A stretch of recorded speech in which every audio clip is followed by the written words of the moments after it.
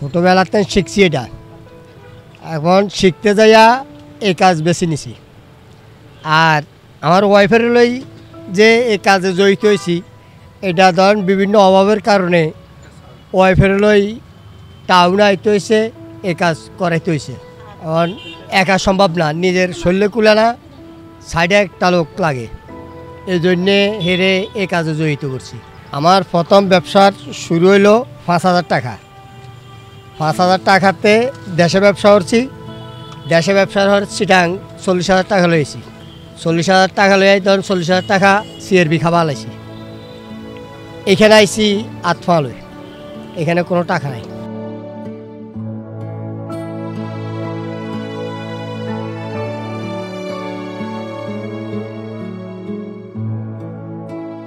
আমরা এই 7 বছর লাই ফিডা বানাই, ফাড়ি ফিডা, 2 ফিডা, ওই শীতল ফিডা, ফুয়া ফিডা, পেঁয়াজু 8টা টন শুরু করি রাতে 10টা লাখ। কোনো রকমে ছেলে মেয়ে লই বাদ দুগা ডাইলে ভাতে খাইতেছি, জমানো কোনো টাকা নাই।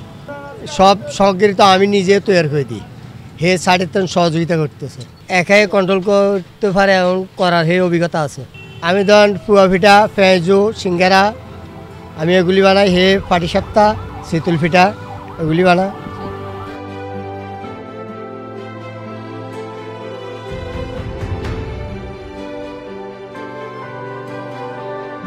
বিক্রি হয় কোনোদিন 1500, কোনোদিন 1800, কোনোদিন 2100, কোনোদিন 1600, এই মিলে বিক্রি হয়।